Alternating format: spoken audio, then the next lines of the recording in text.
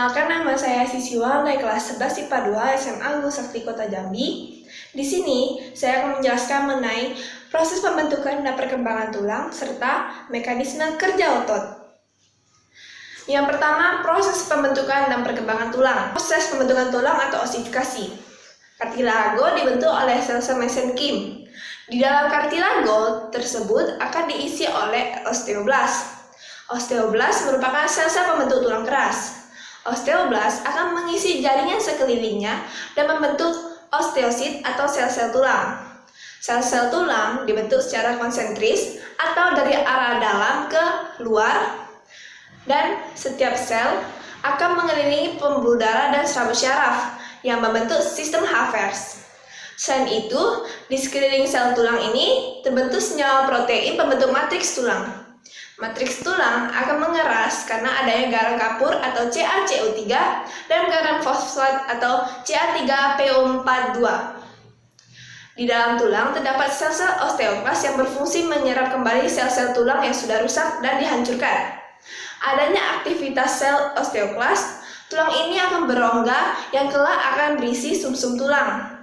Osteoklas membentuk rongga, sedangkan osteoblas terus membentuk osteosit baru ke arah permukaan luar. Dengan demikian, tulang akan bertambah besar dan berongga. Proses osifikasi ini dibedakan menjadi dua, yaitu osifikasi intramembranosa dan osifikasi intrakartilagenosa. Yang pertama, osifikasi intramembran. Jenis osifikasi ini disebut sebagai osifikasi primer karena penulangan jenis ini hanya dapat terjadi sekali atau penulangan ini terjadi secara langsung. Pada proses ini umumnya terjadi pada pembentukan tulang pipih pada tengkorak manusia. Yang kedua adalah osifikasi intrakartilagenosa atau osifikasi endokondrial. Pada proses ini jaringan mesenkim akan didiferensiasikan menjadi tulang rawan yang kemudian akan dirubah menjadi jaringan tulang. Osifikasi jenis ini bertanggung jawab pada pembentukan tulang hampir seluruh tubuh manusia. Lalu yang kedua adalah mekanisme kerja otot. Urutan mekanisme kerja otot yaitu diawali saat otot mendapat rangsangan, maka akan berkontraksi. Kontraksi inilah yang menyebabkan adanya sebuah gerakan.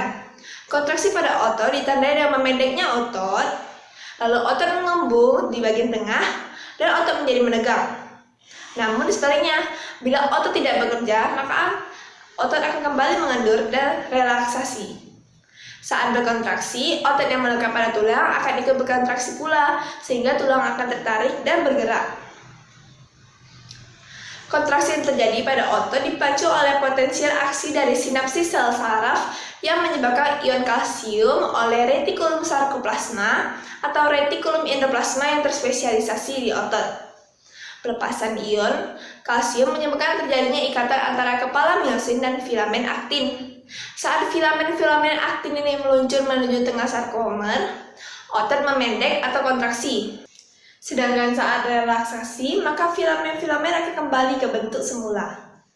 Sekian penjelasan dari saya, mohon maaf apabila ada kesalahan. Terima kasih.